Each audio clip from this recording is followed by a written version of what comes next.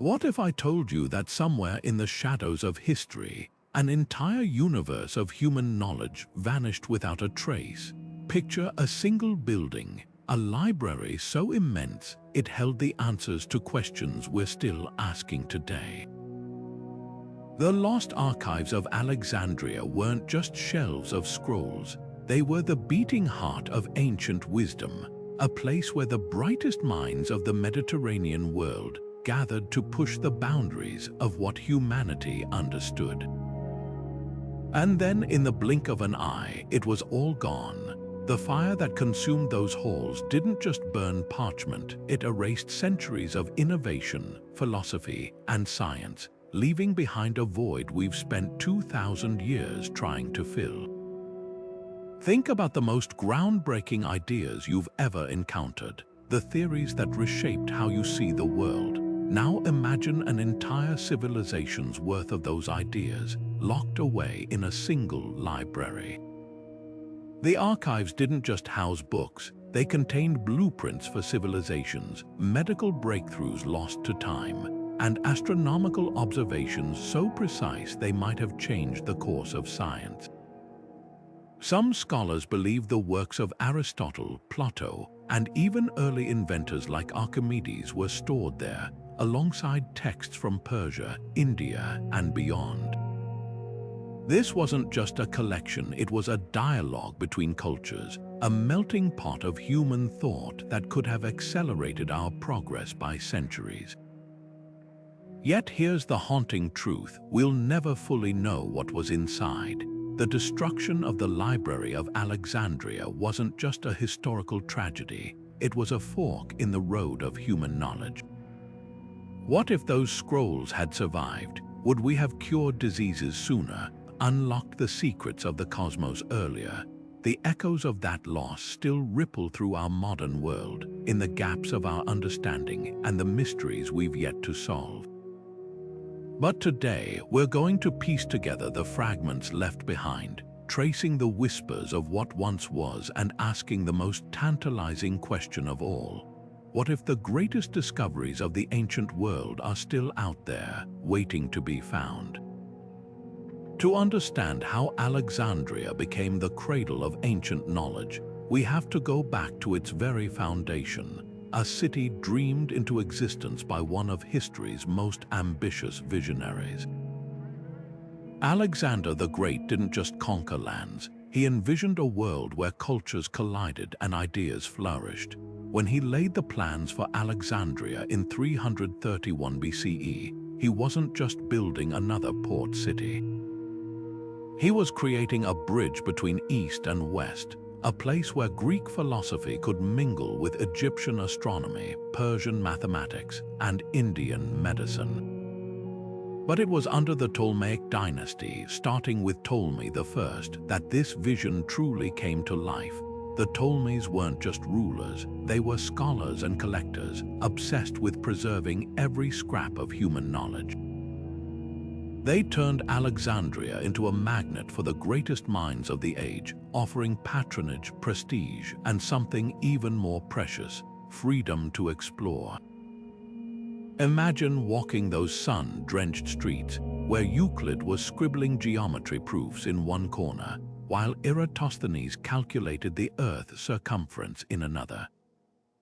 The city's famous lighthouse, one of the seven wonders, wasn't just guiding ships, it was a metaphor. Alexandria illuminated the ancient world, drawing thinkers like moths to a flame. But what really set the stage for the great library's dominance was Alexandria's unrivaled access. Perched at the mouth of the Nile, it was a crossroads for trade routes stretching from Rome to the Indus Valley. Every ship that docked wasn't just carrying spices and silk, it carried scrolls. The Ptolemies had a standing order. Any text found on incoming vessels was copied, with the originals kept for the library's shelves. This wasn't hoarding, it was an early form of open access, a radical belief that knowledge belonged to everyone. And with scholars like Hypatia later walking its halls, debating astronomy and philosophy, Alexandria became more than a library.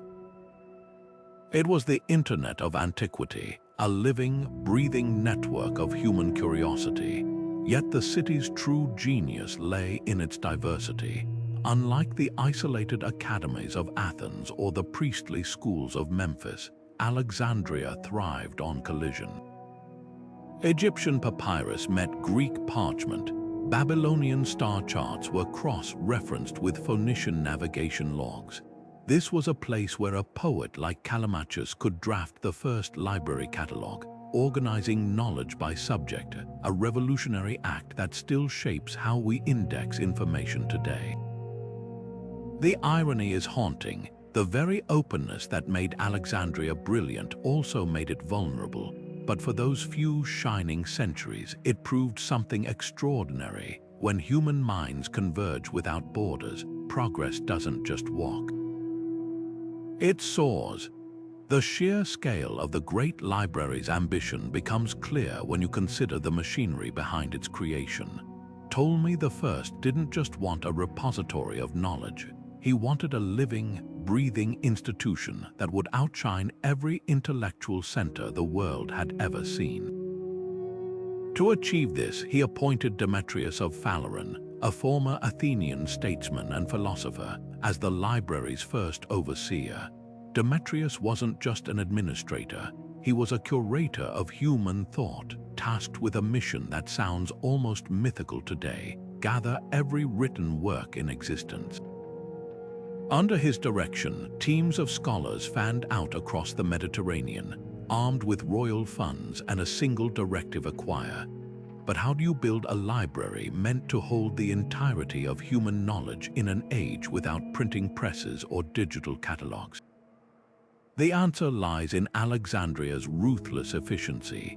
When a ship docked in the city's bustling harbor, officials didn't just inspect cargo, they combed through every scroll on board.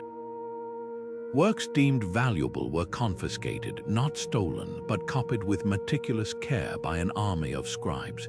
The originals went straight to the library's vaults, while the copies were returned to their owners. This wasn't piracy, it was policy. Even private collections weren't safe.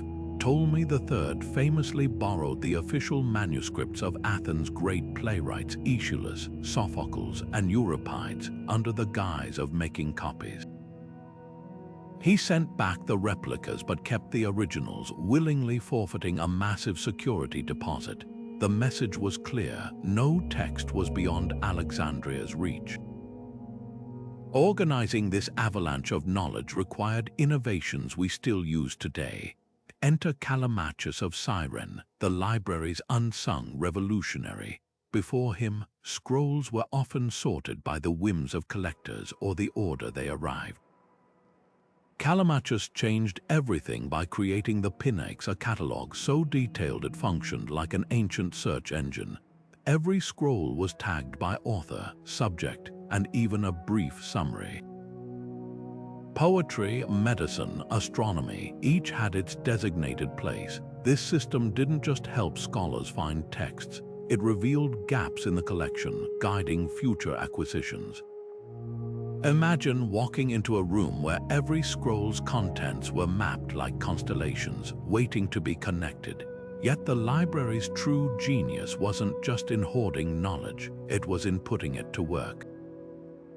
Scholars like Aristophanes of Byzantium didn't just preserve texts, they dissected them, comparing versions to weed out errors and creating definitive editions. This was peer review centuries before the scientific method. Meanwhile, mathematicians like Euclid transformed the library into a laboratory, drafting elements of geometry that would shape engineering for millennia. The library wasn't a silent tomb of scrolls. It was a workshop where ideas were tested, debated, and refined.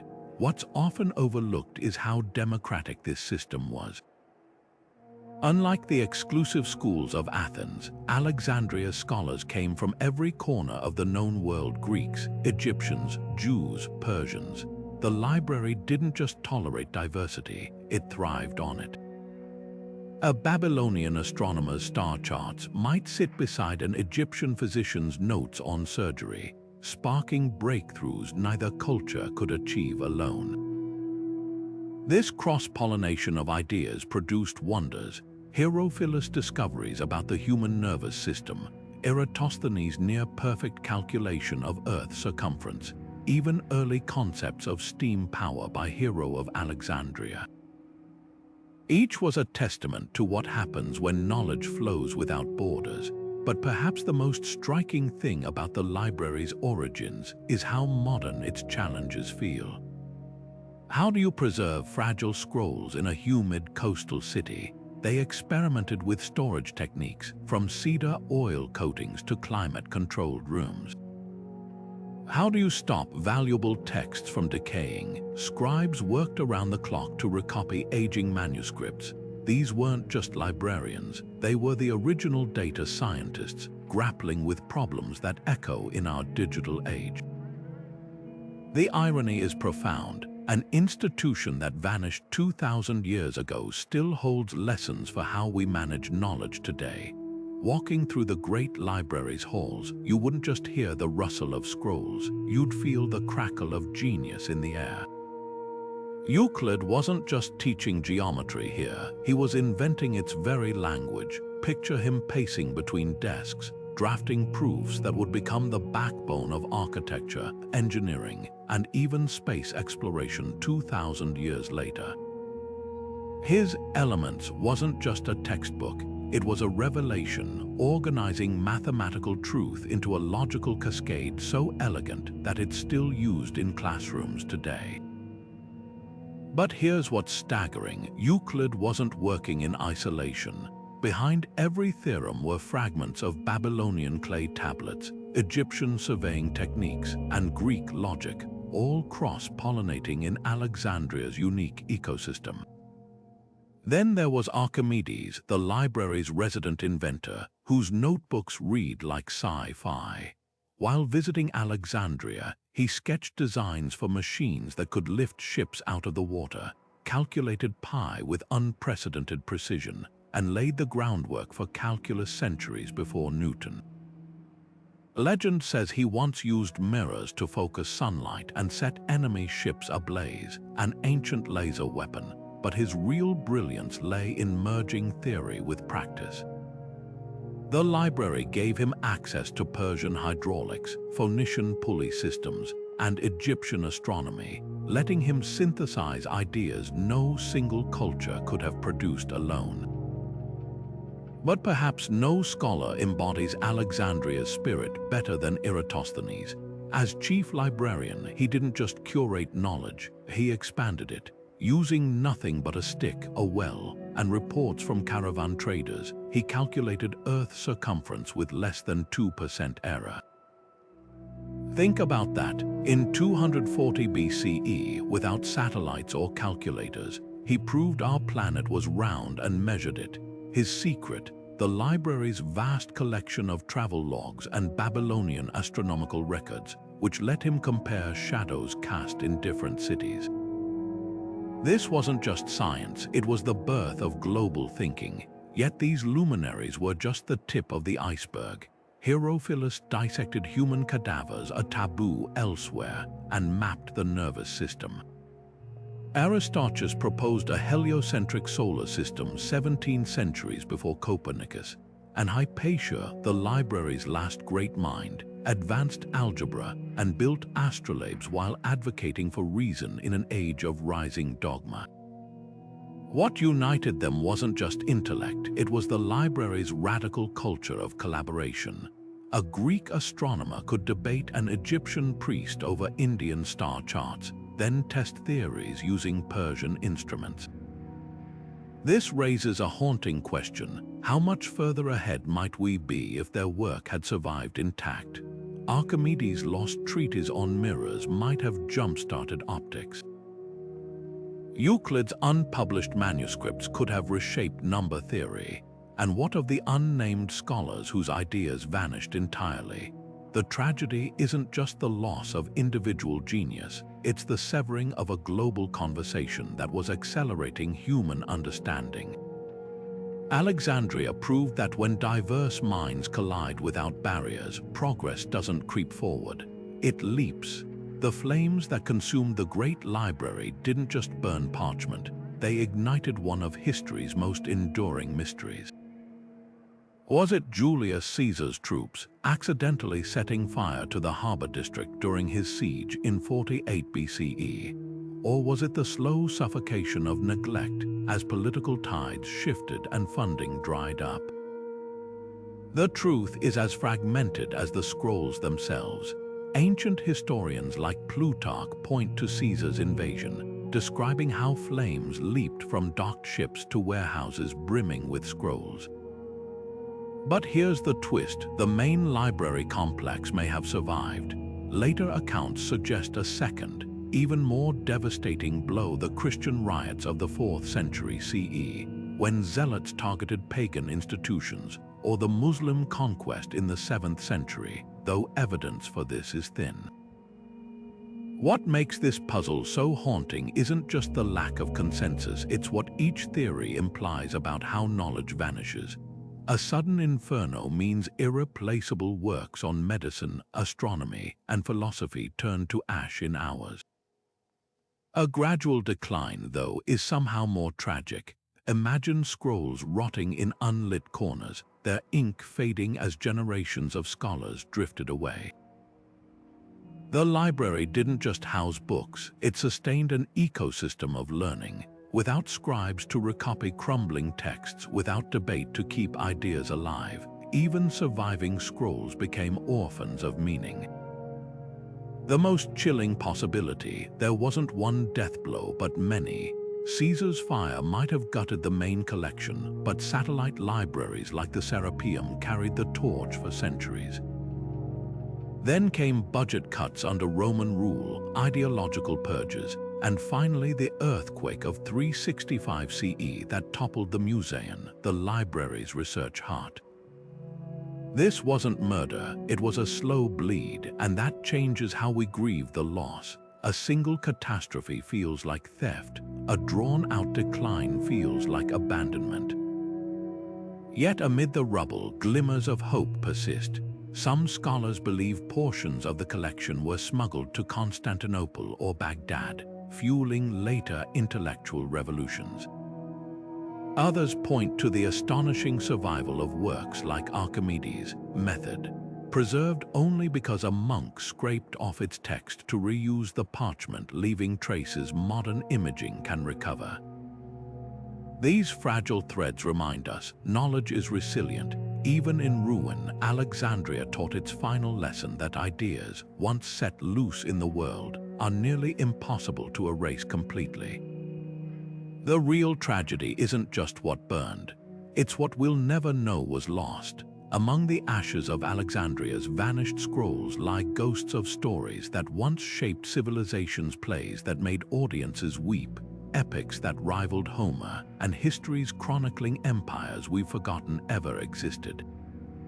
Take Sophocles, the titan of Greek tragedy. We know he wrote over 120 plays, yet only 7 survive. That's 5% of his life's work gone. Imagine the remaining 95% tales of love, war, and divine wrath that might have redefined Western drama. Even the 7 we have, like Oedipus Rex, barely escaped oblivion, preserved by sheer luck in medieval monasteries. The rest likely reduced to smoke when Caesar's flames reached the library's shelves. Then there's Sappho, the poet whose verses were so luminous, Plato called her the 10th muse. Ancient sources claim her collected works filled 9 scrolls in Alexandria's vaults. Today, we have less than 7%, mostly fragments salvaged from pottery shards or quoted by starstruck later writers. A single complete poem survives, the rest are whispers, a line comparing love to the sweet apple reddening on the highest bough, or a heartbreaking plea to Aphrodite to come to me now. These splinters hint at a voice so powerful it shaped lyric poetry for centuries. What secrets did her lost verses hold? The library might have preserved the answer. But the losses cut deeper than famous names. Entire genres vanished: Mesopotamian creation myths etched on cuneiform tablets, Phoenician trade epics sung in bustling harbors, Egyptian medical texts blending magic and early science. One tantalizing clue survives in the writings of Galen, the Roman physician. He describes an Alexandrian scroll detailing a Persian surgeon's techniques, anesthesia, using opium, intricate bone setting, all lost when the library burned. How many other medical breakthroughs turned to ash? Perhaps most tragic are the voices we don't even know are missing. The library collected works from Etruria to Ethiopia, including histories of civilizations that left no other records. Take the mysterious sea peoples who toppled Bronze Age empires. Their own accounts may have filled Alexandrian scrolls. Now, we piece together their story from the grudging mentions of their enemies. The library didn't just lose books, it erased perspectives, silencing entire cultures. Yet here's the twist: some texts staged miraculous escapes. The Epic of Gilgamesh, thought lost for millennia, was rediscovered in 1872 when archaeologists deciphered Assyrian clay tablets. What if other lost works still hide in plain sight? A palimpsest in a Vatican archive, a mislabeled manuscript in Istanbul. Each could be a time capsule from Alexandria's shelves. The hunt continues, not just for words, but for the human experiences they carried. Because every missing scroll isn't just a gap in history, it's a missing piece of ourselves. The most startling fact about Alexandria's scientific legacy isn't just what they discovered, it's how close they came to changing the trajectory of human progress. Take Hero of Alexandria, the engineer whose workshop felt like a glimpse into the future. His Eolipile wasn't just a curious metal sphere spouting steam. It was the world's first working steam engine, a prototype that could have powered factories 1,000 years before the Industrial Revolution. But without the right materials or economic incentives, it remained a dazzling toy, its potential locked away in scrolls that later turned to ash. Hero's notebooks also described automatic doors, wind-powered organs, even a primitive vending machine dispensing holy water. These weren't fantasies, they were blueprints waiting for the right moment in history, a moment that never came because the knowledge to build on them vanished. Then there's the haunting case of Aristarchus of Samos, who theorized a heliocentric solar system in the 3rd century BCE. His calculations placed the Sun at the center, with Earth and other planets orbiting around it, an idea so radical it wouldn't gain traction again until Copernicus in the 16th century. Historians suspect Aristarchus' full treatise was housed in the Great Library, complete with geometric proofs and observational data. Had it survived, might Galileo have had ancient texts to back his claims instead of facing the Inquisition? The loss didn't just delay astronomy, it rewired the entire timeline of scientific descent. Medical knowledge suffered even more devastating gaps.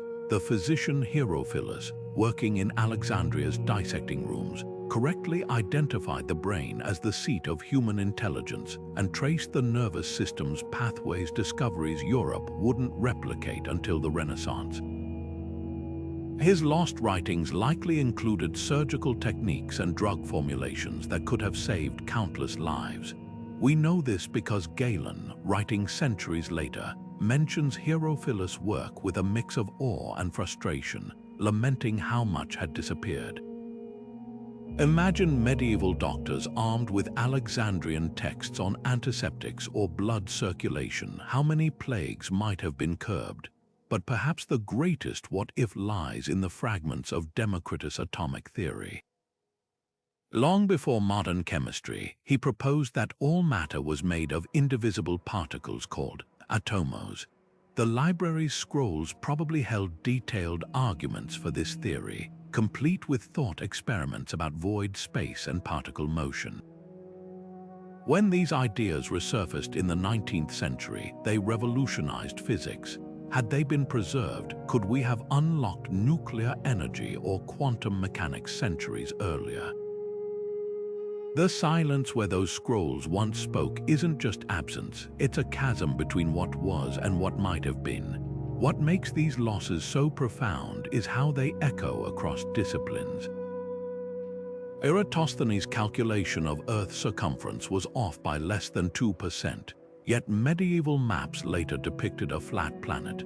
Archimedes' work on buoyancy and levers had to be painstakingly rediscovered, delaying feats of engineering.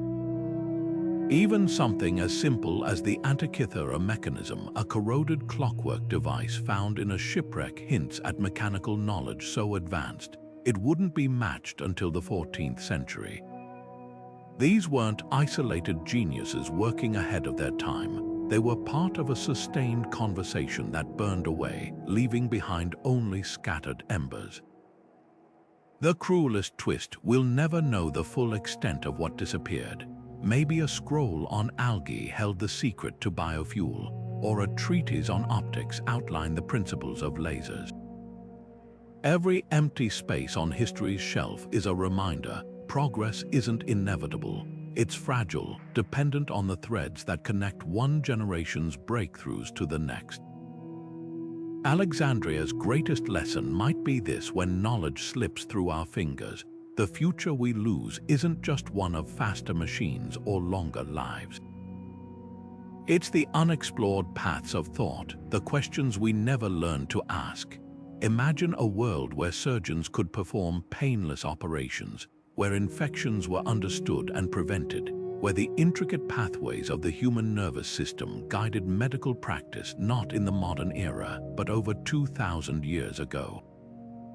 The medical scrolls housed in Alexandria's great library weren't just records, they were revolutions waiting to happen. Egyptian papyri like the Edwin Smith papyrus, which detailed sophisticated surgical stitches and brain trauma treatments, sat alongside Greek texts describing the pulse's connection to the heart. Indian Ayurvedic manuscripts brimming with herbal remedies and surgical tools added yet another layer to this global medical dialogue. This wasn't just a collection of old remedies, it was a cross-continental summit of healing knowledge, all under one roof. At the forefront of this medical renaissance stood Herophilus, a figure so ahead of his time, his discoveries wouldn't be matched for 1,500 years. Working in Alexandria's dissection chambers, a practice considered taboo elsewhere, he traced the nervous system like an explorer mapping uncharted rivers. He identified the brain as the command center of the body, a radical idea when most believed the heart held that role. His descriptions of the optic nerves and the difference between tendons and nerves were so precise, they could have jump-started neurology centuries earlier. But here's the catch: his groundbreaking work on dissections survived only in fragments quoted by later physicians. The full text, likely packed with anatomical illustrations and case studies, vanished when the library burned. What other breakthroughs were lost in those flames? The real tragedy lies in the whispers of even more advanced knowledge. Scrolls from the Indus Valley civilization hint at early understanding of germ theory, with texts advising surgeons to boil instruments and wash hands with herbal antiseptics. Greek accounts mention sleep-inducing sponges soaked in opium and mandrake, a primitive anesthesia that could have transformed surgery from torture to therapy. Yet without the library's preservation, these techniques faded into myth. By the Middle Ages, European medicine had regressed to bloodletting and superstition, while Alexandrian insights molded in ashes. Consider the ripple effect of this loss. Without Herophilus' neural maps, treatments for paralysis or epilepsy stalled. Without those Indian surgical manuals, amputations remained deadly ordeals. The library's destruction didn't just erase history, it extended humanity's suffering. Diseases that might have been curbed, infections, cataracts, even mental illnesses raged unchecked. It's as if the entire medical field hit pause for a millennium and a half. Yet fragments tease what could have been. Galen, the famed Roman physician, frequently cited Alexandrian texts with a mix of reverence and frustration, lamenting gaps in his own education caused by missing scrolls. Even today, archaeologists uncover traces: a Greek medical text recycled as mummy wrappings, an Egyptian prescription for honey-dressed wounds found in a tomb. These shards suggest the library's medical holdings were far more advanced than we ever imagined. The real question isn't just what was lost, it's how many lives might have been saved if that knowledge had endured. Astronomers in ancient Alexandria didn't just gaze at the stars, they mapped the heavens with a precision that would leave later civilizations scrambling to catch up. Aristarchus of Samos wasn't merely guessing when he placed the sun at the center of our solar system. He backed his theory with geometric proofs and observational data so compelling, it took the Western world 1,700 years to rediscover what he already knew. His lost treatise on the sizes and distances of the sun and moon wasn't just a curiosity, it was a roadmap to the cosmos, calculating celestial dimensions with startling accuracy using nothing but shadows and geometry. But here's what's staggering. His work was just one scroll among thousands in the library's archives, where Babylonian eclipse records met Egyptian star charts and Indian planetary models. This was more than a collection, it was an ancient NASA, a hub where the universe's mysteries were decoded thread by thread. Consider the star catalogue of Hypatia, another Alexandrian giant whose work survives only in fragments. He didn't just list stars, he quantified their brightness, tracked their movements, and even detected the slow wobble of Earth's axis, a phenomenon called precession. His calculations were so precise, they matched modern measurements within a fraction of a degree. But the real treasure, his lost masterpiece on the displacement of the solstitial and equinoctial points, which may have contained centuries of celestial observations. Without it, astronomers like Ptolemy later had to rebuild the wheel, often introducing errors that skewed Western astronomy for generations. The library's destruction didn't just burn data, it shattered a lineage of discovery, forcing humanity to relearn what it already knew. Then there's the haunting case of the Antikythera mechanism, a corroded bronze device salvaged from a shipwreck in 1901. This intricate clockwork of gears and dials, dating to around 100 BCE, could predict eclipses, track planetary positions, and even model the irregular orbit of the moon. It wasn't just a tool, it was a physical manifestation of Alexandrian astronomy, likely built using the library's resources. The mechanism's existence hints at a level of mechanical and astronomical sophistication that shouldn't have existed for another millennium. If this one device survived, what other marvels were lost? Mechanical planetariums, celestial navigation computers. The library's vaults might have held prototypes that could have accelerated space exploration by centuries. The greatest tragedy, though, lies in the silence where collaboration should have been. Alexandria's scholars didn't work in isolation. They built on centuries of cross-cultural exchange. Babylonian clay tablets recording Venus movements informed Greek models. Egyptian temple alignments refined solar calendars. This was science without borders, where a Greek like Eratosthenes could use Egyptian well measurements to calculate Earth's circumference. When the library burned, it didn't just erase individual discoveries, it severed a global conversation about the cosmos. Imagine if Galileo had access to Aristarchus' heliocentric proofs, or if Kepler could have studied Hypatia's star maps. The delay wasn't just academic. It reshaped humanity's relationship with the universe, leaving us to stumble toward truths that were once within our grasp. Yet even in the void, echoes remain. Modern astronomers using satellite data have confirmed ancient observations buried in surviving texts like the supernova recorded by Chinese stargazers in 185 CE. which aligns with radio emissions found today. It's a reminder the stars remember what we've forgotten. The light from those long-dead Alexandrian scholars still travels toward us, waiting to be decoded. The question isn't just how much we lost, it's how much we might still recover if we learn to read the sky as they once did. Deep in the labyrinth of Alexandria's archives, philosophers didn't just debate ideas, they forged the very frameworks that would define human thought for millennia. The library's shelves groaned under the weight of treatises exploring every conceivable angle of existence.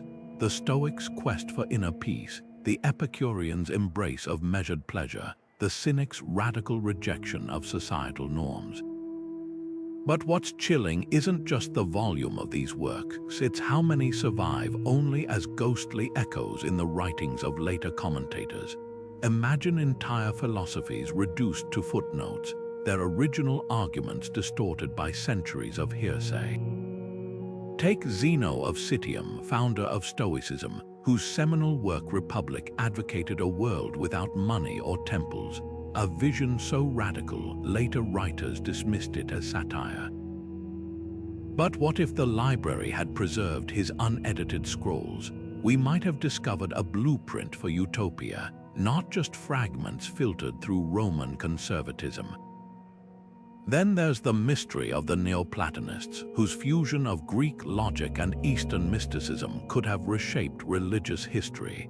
Plotinus' Aeneid, arguably the most complete surviving text from this school, was actually compiled by his student Porphyry, who admitted to rearranging and editing his teacher's work. How much of the original vision was lost? The library likely held Plotinus' own manuscripts, along with treatises by his lesser-known contemporaries like Ammonius Saccas, a philosopher so influential he taught both Plotinus and the Christian theologian Origen. Their debates about the nature of the soul and the structure of reality weren't academic exercises, they were live wires that could have electrified medieval thought had they not been severed by the library's destruction. Even more tantalizing are the whispers of philosophical schools that vanished entirely. Ancient sources mention the Cyrenaics, who prioritized immediate sensory experience over abstract virtue, and the Pyrrhonists, who suspended all judgment to achieve mental tranquility. Their works didn't just disappear, they were erased so thoroughly we can't even guess what insights they contained. A single surviving sentence from the Cyrenaic philosopher Hegesias, nicknamed the Death Persuader, suggests he argued life's suffering outweighed its joys, an ancient precursor to existentialism. But without the library's copies, we'll never know how he reached this conclusion, or how it might have challenged later thinkers wrestling with the same darkness. The greatest loss, though, may be the dialogues that never reached us. Plato's Republic and Aristotle's Nicomachean Ethics survived by sheer luck, but what about their lesser-known works? Cicero mentions Aristotle's On Justice, a detailed exploration of law and governance that could have influenced centuries of political theory if only a single copy had endured. Even more tragic are the missing voices from outside the Greek mainstream. Egyptian treatises on cosmic balance, Persian texts blending Zoroastrian ethics with logic, Indian sutras debating consciousness. Alexandria was uniquely positioned to preserve this cross-pollination of ideas, creating a global philosophy that never got to bloom. What's often overlooked is how these lost texts might have changed the course of practical ethics. The library reportedly held manuals on everything from conflict resolution to civic leadership, distilled from centuries of Mediterranean statecraft. Imagine finding Cleopatra's personal copy of a scroll advising rulers on diplomacy, or letters between philosophers and kings debating the limits of power. These weren't abstract musings, they were tools for building better societies, lost just as the Roman Empire began its long decline.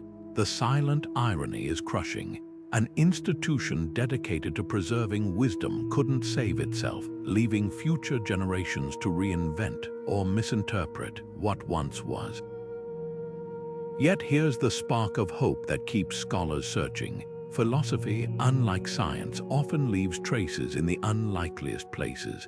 A monk's marginal note might preserve a line from a lost Heraclitus scroll. A medieval Arabic translation could hold fragments of an unknown Aristotle dialogue. Even the charred lumps of carbonized scrolls from Herculaneum, baked by Vesuvius eruption, are now being read with CT scanners, proving that no idea is ever truly gone.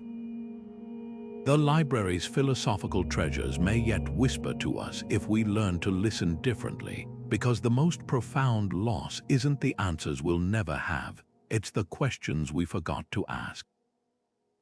Euclid's Elements may be the crown jewel of ancient mathematics that survived, but it was just one star in a constellation of brilliance that once filled Alexandria's halls. Step beyond geometry, and you'd find mathematicians wrestling with ideas so advanced they border on prophetic. Take Diophantus, often called the father of algebra, whose Arithmetica teased out solutions to equations that wouldn't be formalized for another 1,000 years. His work was revolutionary, yet historians suspect it's merely a fragment of what once existed. The library's shelves likely held his unpublished manuscripts, packed with problems exploring quadratic equations and number theory that could have reshaped medieval mathematics. Instead, those insights vanished, leaving later scholars like Fermat to scribble frustrated margin notes about marvelous proofs they couldn't reconstruct. Then there's the tantalizing case of Archimedes' method of mechanical theorems, a text so radical it was nearly lost twice. Recovered from a palimpsest, a parchment scrubbed clean and reused, it reveals a technique eerily similar to integral calculus, using infinitesimals to calculate areas and volumes. But here's the chilling thought. This might have been standard fare in Alexandria's mathematical circles. Other treatises, now lost, could have refined these methods into a full-fledged calculus centuries before Newton and Leibniz. Imagine a world where the scientific revolution didn't have to wait for the Renaissance to relearn what the ancients already knew. The real tragedy lies in the gaps we can't even measure. Hypatia, the library's last great mathematician, wrote commentaries on Diophantus and Ptolemy, synthesizing their work with her own innovations. Her murder in 415 CE didn't just end a life, it severed a lineage of thought. Later scholars relied on fragments of her texts, never knowing what else she might have discovered. And what of the unnamed mathematicians from Babylon and India whose works were translated into Greek for the library's collection? Cuneiform tablets show the Babylonians solving quadratic equations as early as 2000 BCE, while Indian texts like the Bakshali manuscript contained early concepts of zero and negative numbers. Alexandria was the one place where these disparate threads could have woven together into something transcendent. Consider the ripple effects of these losses. The library might have held treatises on prime numbers that could have unlocked modern cryptography, or early graph theory that would have revolutionized computer science. Even practical mathematics suffered. Heron's formulas for land surveying and engineering were preserved by chance, but how many other technical manuals turned to ash? The irony is crushing. An institution built to accelerate human understanding became a black hole swallowing its own brightest lights, yet whispers remain. In 2022, researchers using multispectral imaging uncovered previously invisible text on a recycled medieval manuscript, a passage from Archimedes discussing combinatorics, a field essential to everything from genetics to network security. These ghostly traces hint at a mathematical landscape far richer than we ever imagined. The question isn't just how much further we'd be if Alexandria's math had survived. It's how many doors remain closed because we lost the keys. The workshop of Alexandria's engineers must have sounded like the future gears whirring, water gushing through precision valves, bronze automata clicking to life with uncanny purpose. Among the most mesmerizing creations was Hero of Alexandria's mechanical theater, a miniature stage where puppet dramas unfolded without human hands. Weight-driven gears made tiny figures dance, storms rage, and ships sail across a model sea, all powered by an intricate system of ropes, pulleys, and rotating drums. This wasn't just a toy, it was proof that ancient engineers had mastered programmable motion centuries before the first computers. Yet Hero's surviving manuscripts, like Pneumatica and Automata, are likely mere fragments of what once filled the library's shelves. How many other mechanical treatises burned, taking with them the secrets of steam-powered machinery or clockwork navigation tools? Then there's the enigma of Ctesibius, the barber's son turned engineering genius, whose inventions read like steampunk fantasies. His hydraules, a water-powered organ, used precise air pressure to produce music at the flick of a lever, a principle later adapted for church organs. But his most revolutionary work was the clepsydra, a water clock so accurate it could measure time down to minutes, using a float valve system that wouldn't reappear in Europe until the Industrial Revolution. Historians suspect Ctesibius wrote detailed manuals on fluid dynamics and gear ratios, texts that could have transformed medieval engineering if they'd survived. Instead, his legacy survives only in second-hand accounts, leaving us to wonder, what other mechanical principles did he uncover that we've had to reinvent? The Antikythera mechanism, salvaged from a shipwreck in 1901, offers a haunting glimpse into this lost world. This bronze device, crammed with 37 interlocking gears, could predict lunar eclipses and track the 4-year cycle of the Olympic Games with staggering precision. Reverse engineering its design revealed something astonishing. It used differential gears, a component previously believed to have been invented in the 16th century.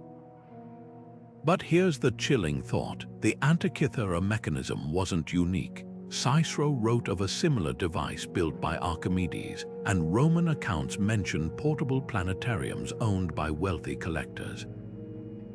These weren't one-offs, they were products of an entire engineering tradition, its textbooks likely lining Alexandria's shelves. The loss of those manuals didn't just erase a few gadgets, it severed a lineage of mechanical innovation. Perhaps the most devastating gap lies in civil engineering.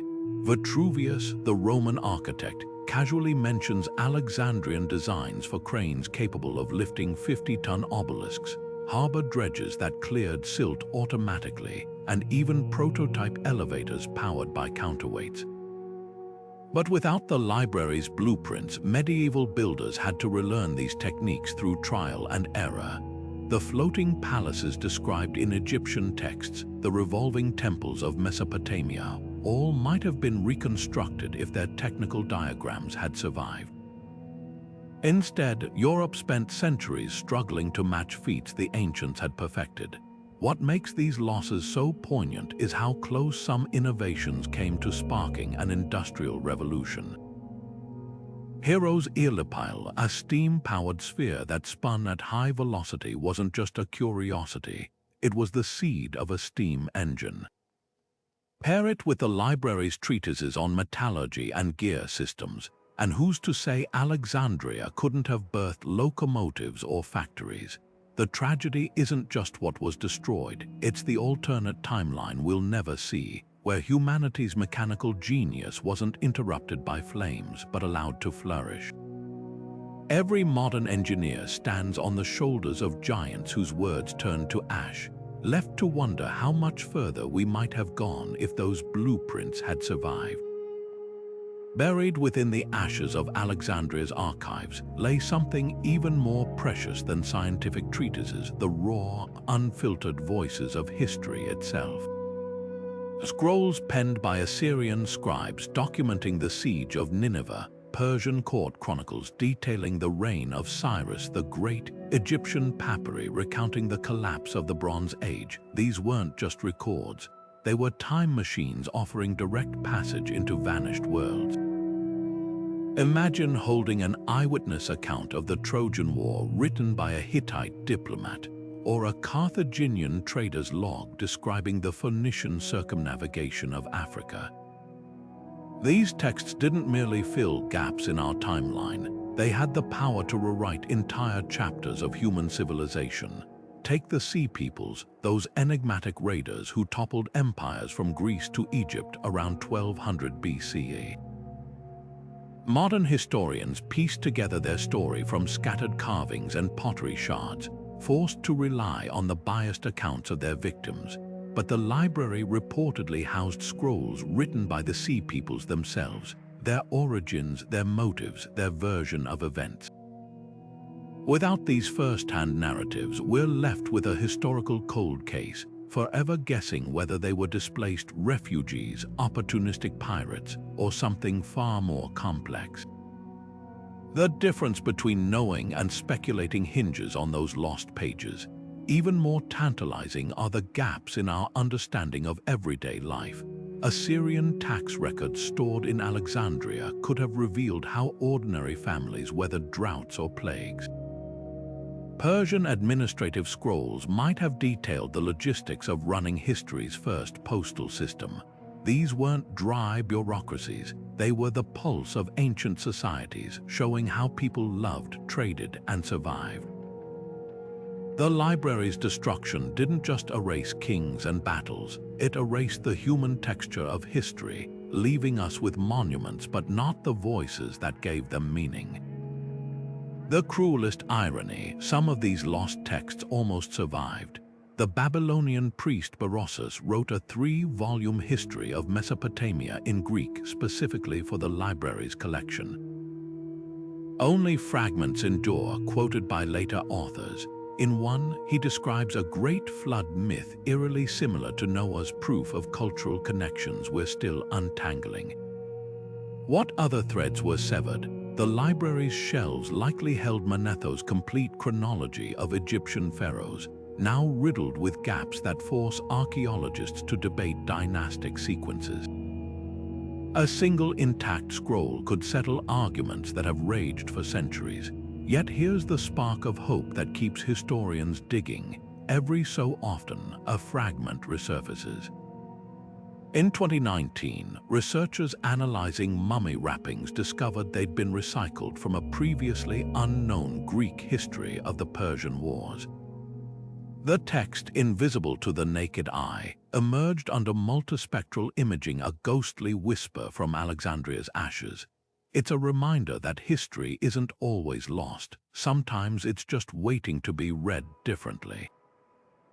The library's greatest lesson might be this: the past is never truly gone. It lingers in palimpsests and pottery shards, in the spaces between what we know and what we've yet to discover. Among the most devastating losses in Alexandria's flames were the whispers of spiritual paths that dared to diverge, Gnostic gospels that portrayed Christ as a revealer of hidden knowledge, Egyptian hymns blending Isis worship with Greek philosophy, Persian treatises on Zoroastrian dualism that might have reshaped Western theology. These weren't just books, they were portals into alternate dimensions of faith, where the divine could be female, where salvation came through insight rather than doctrine, where the cosmos pulsed with layers of meaning later deemed heretical. The library didn't just collect religious texts, it preserved the spiritual experiments of an entire civilization, a chorus of voices later silenced by orthodoxy. Consider the Nag Hammadi codices, those leather-bound manuscripts stumbled upon by a farmer in 1945. Hidden in a jar for 16 centuries, they contained Gnostic gospels like the Gospel of Thomas, where Jesus says, "Split a piece of wood and I am there." This wasn't the Messiah of creeds and cathedrals, it was a mystic inviting direct encounter with the divine. scholars now believe these texts were just a fraction of what Alexandria housed. The library's vaults likely held entire schools of thought, Valentinian cosmologies, mapping the Pleroma, Sethian hymns recounting the fall of Sophia, Manichaean scrolls weaving Christian, Buddhist, and Persian threads into a tapestry of light and darkness. These weren't fringe ideas, they were vibrant traditions erased when the flames privileged one version of truth over others. The suppression wasn't accidental. By the 4th century CE, as Christianity became Rome's state religion, texts challenging the Nicene Creed faced systematic destruction. Alexandria's archives were ground zero for this ideological purge. Imagine the scrolls that might have survived liturgies for goddess worship from Eleusis, Orphic gold tablets guiding souls through the afterlife, Neo-Platonic commentaries reconciling Athena with Isis. These weren't mere curiosities, they were blueprints for spirituality that embraced paradox, where divinity could be both transcendent and immanent, where matter wasn't sinful but sacred. The library's destruction didn't just burn books, it narrowed humanity's spiritual imagination, leaving us with fewer ways to name the sacred. Yet even in silence, traces persist. A Coptic hymn scratched onto pottery shards echoes the thunder, perfect mind, a Gnostic text where the divine declares, "I am the whore and the holy one." A fresco in Pompeii shows Isis unveiling herself to initiates, mirroring descriptions from lost Alexandrian ritual manuals. These fragments hint at a religious landscape far more fluid and daring than the rigid dogmas that followed. The real tragedy isn't just the texts we lost, it's the conversations that never happened, the syntheses that might have birthed kinder, more inclusive faiths. Alexandria's ashes hold a question we're still wrestling with. Who gets to decide what's holy? The scrolls of Alexandria didn't just hold words, they held entire worlds of sound and meaning, languages that once danced on the tongues of merchants, priests, and poets, but now exist only as fragments in the cracks of history. Among the library's most irreplaceable treasures were its multilingual collections. Egyptian demotic contracts scribbled on papyrus, Greek epic poems annotated with marginal notes in Aramaic, even merchant ledgers mixing Phoenician numerals with Lycian trade terms. These weren't just texts, they were linguistic bridges connecting cultures across time and space, offering keys to dialects that vanished when the library burned. Take the Etruscan language, a mysterious tongue spoken in pre-Roman Italy. Only about 9,000 words of it survive today, mostly from funeral inscriptions. But Roman historians noted that Alexandria housed Etruscan religious texts translated into Greek scrolls that could have unlocked this enigmatic language overnight. Instead, scholars today are left piecing together phrases like detectives solving a crossword with half the clues missing. Then there's the haunting case of Meroitic, the written language of ancient Nubia.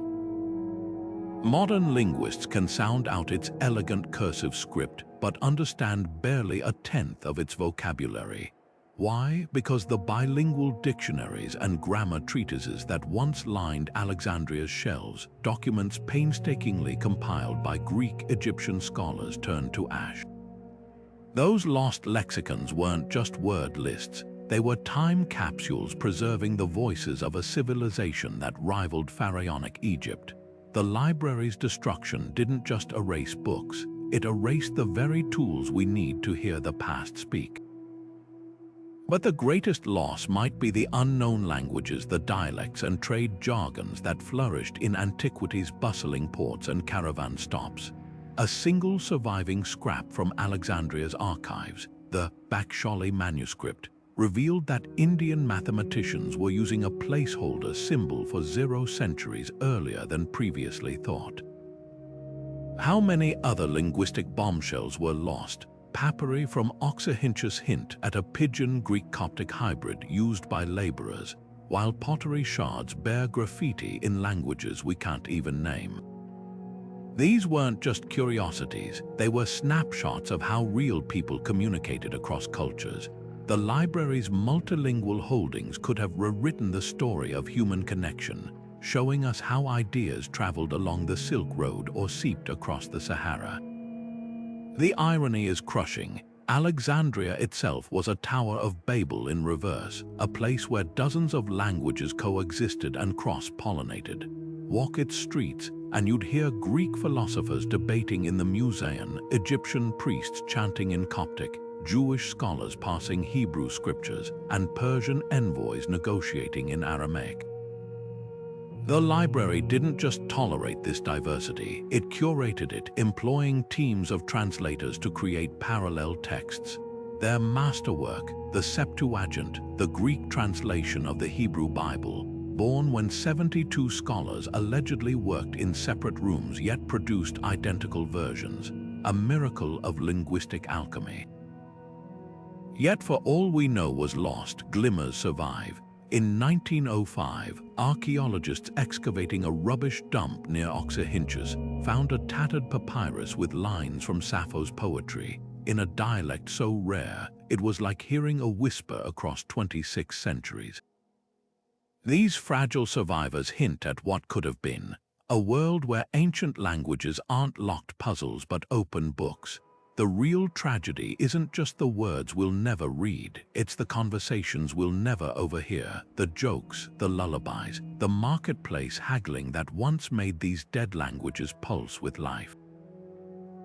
The maps stored in Alexandria's vaults weren't just sketches of coastlines, they were living records of humanity's restless curiosity, charting lands far beyond the edges of the known world. Among the library's most prized possessions were the periploi, ancient sailing logs detailing voyages down the African coast, across the Indian Ocean, and possibly even beyond. One such account, the Periplus of Hanno, described a Carthaginian expedition reaching as far south as modern-day Gabon, where sailors encountered gorillas they mistook for hairy people. But here's the tantalizing gap in our knowledge. Later geographers like Strabo referenced even more daring journeys, Phoenician circumnavigations of Africa, or Greek traders blown off course to mist-shrouded islands in the Atlantic. The library's copies of these logs could have rewritten the history of exploration, proving that ancient mariners ventured farther than we ever imagined. Even more controversial are the whispers of pre-Columbian transatlantic contact. Roman historian Plutarch casually mentioned a great continent beyond the Atlantic, while Diodorus Siculus wrote of Phoenicians discovering a land rich in vines and rivers, details that echo descriptions of North America. These weren't myths, they were reports likely based on Alexandrian maps and ship logs. The library's geographers had access to celestial navigation techniques advanced enough to cross oceans, using star charts like those of Pytheas, who mapped the Arctic Circle using nothing but the sun's angle and tidal patterns. Without these documents, we're left to wonder, did ancient sailors beat Columbus by 1,500 years? Then there's the missing puzzle piece of African geography. The library reportedly held scrolls describing the kingdom of Kush's iron-smelting cities, or the gold-rich empire of Punt along the Red Sea, places later Europeans would claim to discover as if they'd sprung from nowhere. Most heartbreaking is the lost geography of Marinus of Tyre, whose work supposedly included detailed coordinates for trading ports from Zanzibar to Java. Ptolemy later cribbed from Marinus maps, but with critical errors like closing off the Indian Ocean as a landlocked sea. How many navigational breakthroughs were lost because the originals burned? The true tragedy lies in the library's role as a global clearinghouse for exploration data. Merchants from Gaul, camel caravans from the Sahara, and Silk Road envoys all contributed first-hand accounts that were cross-referenced and compiled into master maps. A single surviving fragment, the Tabula Peutingeriana, hints at what we're missing. A sprawling Roman road map so detailed it listed way stations and hot springs across 3 continents. Alexandria's cartographers didn't just record geography, they synthesized it, creating a world far more interconnected than medieval Europe could fathom. Yet for all that vanished, traces taunt us. A clay tablet from the Yale Babylonian collection shows a surprisingly accurate sketch of the Mediterranean coast, complete with Cyprus and the Nile Delta. If a single school tablet could hold such precision, what marvels might the library's wall-sized maps have revealed? The answer lingers in the silence of ash, a reminder that every age of discovery is built atop the ruins of one that came before. Alchemy in Alexandria wasn't just about turning lead into gold. It was a sophisticated dance between observation, experimentation, and philosophy that laid the groundwork for modern chemistry. The city's alchemists worked in smoke-filled workshops where glass flasks bubbled with mysterious liquids and kilns glowed with the heat of transformation. Among them stood figures like Maria the Jewess, an enigmatic pioneer who invented distillation apparatuses still used today. Her writings described techniques for purifying substances and even hinted at the principle of acid-base reactions. But here's the chilling reality. Her most groundbreaking work on furnaces and apparatuses survived only in fragments quoted by later scholars. The library's original scrolls likely contained detailed diagrams and formulas that could have accelerated chemical science by a millennium. What made Alexandrian alchemy so revolutionary was its blend of practicality and theory. Egyptian embalming techniques met Greek atomism, Persian metallurgy fused with Indian pharmacy, all under one roof. The library's shelves held scrolls detailing how to extract mercury from cinnabar, create vivid dyes from minerals, or even synthesize early forms of glass. These weren't just recipes, they were meticulous records of trial and error, documenting failed experiments alongside successes. A surviving fragment from the Physica Chi Mystica describes a method for creating alloys that resemble modern steel, suggesting alchemists were closer to materials science than we ever imagined. Yet without the full context of the library's collections, we're left guessing how much further their knowledge extended. The real tragedy lies in the lost intersections between alchemy and medicine. Alexandrian texts reportedly describe the preparation of drugs like laudanum, an opium-based painkiller, and antiseptics derived from copper salts. The physician Zosimos of Panopolis wrote extensively about alchemical remedies, including early attempts at synthetic gemstones for surgical tools. His On the Letter Omega explored the concept of molecular transformation ideas that wouldn't resurface until the 18th century.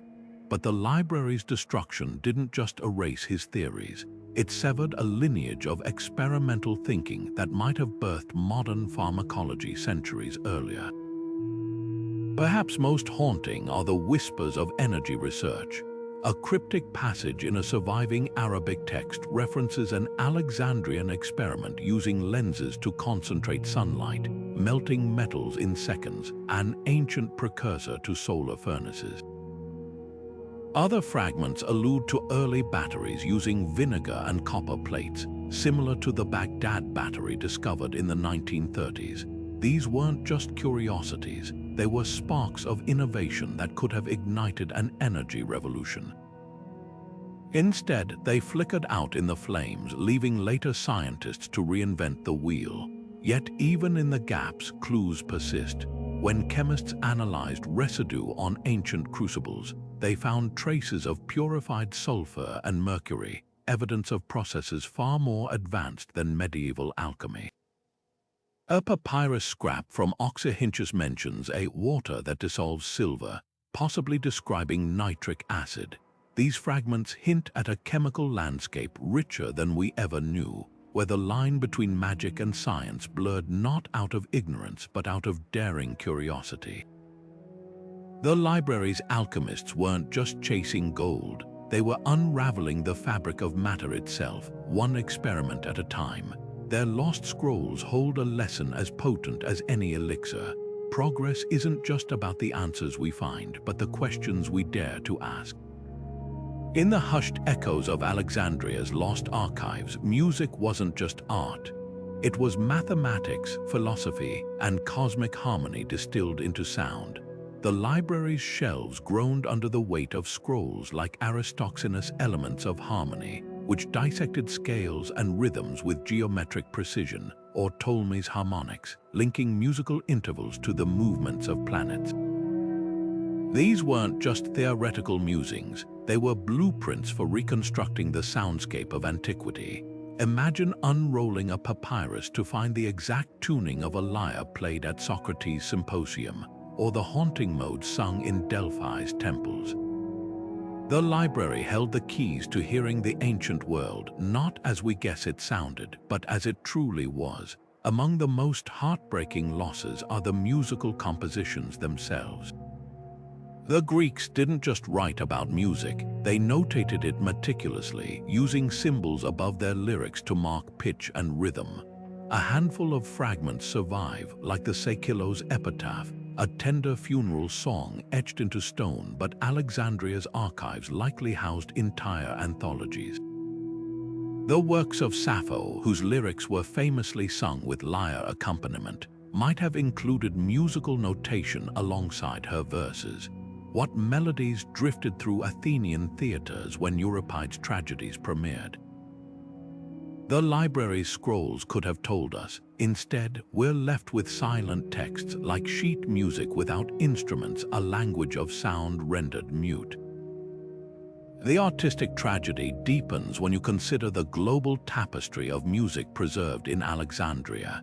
Egyptian temple hymns, their rhythms mirroring the Nile's floods, Mesopotamian chants invoking Ishtar with microtonal scales, Indian ragas transcribed for Greek audiences by scholars traveling the Silk Road. This wasn't just a collection, it was a living dialogue between cultures, each influencing the other. A surviving fragment from the Oxyrhynchus papyri hints at this cross-pollination, a Greek musical setting of an Egyptian poem, blending Dorian modes with African percussion patterns. How many other hybrid masterpieces burned? Beyond music, the library's aesthetic treatises offered windows into how ancient civilizations experienced beauty. The sculptor Polycleto's canon, detailing the precise mathematical proportions of the ideal human form, was more than an artist's manual, it was a manifesto on how harmony could mirror the divine. Meanwhile, lost texts like Philostratus Imagines described paintings so vivid they seemed to breathe. One passage recounts a mural of Perseus and Andromeda where the sea spray felt cold to the touch, a testament to techniques we can barely imagine. The real sting lies in the silence where collaboration should have flourished. Alexandria's scholars were piecing together a universal theory of art, linking Indian treatises on rasa, emotional flavor, with Greek ideas about catharsis. Imagine a world where Renaissance painters had access to Egyptian color theory, or where Beethoven could have studied Pythagorean harmonics as preserved in their original context. The library's destruction didn't just erase art, it shattered the connective tissue between creative traditions, leaving each culture to rebuild in isolation. Yet glimmers persist. In 2016, researchers digitally reconstructed an ancient Greek hymn using notation from a marble slab, a whisper of how Sappho's odes might have soared. Elsewhere, archaeologists have found pottery shards with painted musical cues, suggesting notation was more widespread than we knew. These fragments tease an alternate reality where Alexandria's artistic legacy never faded, a world where we could hear the past not as scholars guess it sounded, but as it truly sang. The library's final lesson: art isn't just what survives, it's what we're left longing for. Among the smoldering ruins of Alexandria's political scrolls lay ideas so radical they could rewrite the history of governance itself.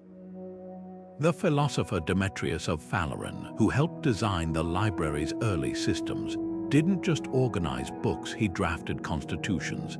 His lost treatise on fortune argued that rulers should be chosen by lottery, a system mirroring modern sortition now used in jury selection. This wasn't just theory. For a decade, Athens experimented with his model, blending democracy with random selection to curb corruption. But here's what's chilling. His full blueprint for governance, likely stored in Alexandria, vanished, taking with it evidence that ancient Greeks had already solved problems we're still grappling with today. Then there's the enigma of the Stoic philosopher Zeno's Republic, often dismissed as fantasy because later critics cherry-picked its most extreme passages. Fragments suggest he envisioned a society without money, temples, or class divisions where reason, not nationality, defined citizenship. Cicero mocked it as impossible, but what if the library's complete scrolls revealed nuanced arguments about resource sharing or communal child rearing? These ideas weren't just abstract musings, they were responses to real crises. When grain shortages struck Alexandria, the city temporarily implemented price controls and public granaries, early experiments in welfare that philosophers like Zeno might have refined into full systems. The fire didn't just burn paper, it erased entire roads not taken in the journey of human society. Even more tantalizing are the whispers of cross-cultural political hybrids. Egyptian papyri describe the philosopher king, ideal blending pharaonic wisdom with Greek logic, while Persian scrolls translated in Alexandria outlined meritocratic bureaucracies where scribes advanced through exams, a model China later perfected. The library was the one place where these disparate systems could collide and merge. Imagine finding a scroll comparing Athenian democracy with Indian Ghana Sanghas, early republics where tribal councils voted on decisions. These parallels suggest political innovation wasn't confined to one culture but flourished wherever power was questioned. The greatest loss, though, isn't the lofty theories, it's the practical manuals. How did Alexandria's leaders manage a city of 500,000 with no police force? How were disputes between Greek merchants and Egyptian farmers resolved? Daily governance relied on thousands of administrative scrolls, tax codes, court transcripts, diplomatic correspondence that revealed how pluralistic societies functioned. A single surviving fragment from the petition of Dionysia shows a Roman-era woman suing her guardian for property rights, hinting at legal protections we didn't think existed. What other surprises burned, yet glimmers persist? In 2018, scholars deciphered a charred scrap from Herculaneum mentioning the vote of the foreigners, evidence that some Greek cities granted suffrage to immigrants. These fragments tease a political landscape far more fluid than we imagined, where citizenship wasn't just inherited but earned. The library's ashes hold a question that still burns. How many better ways to govern have we forgotten?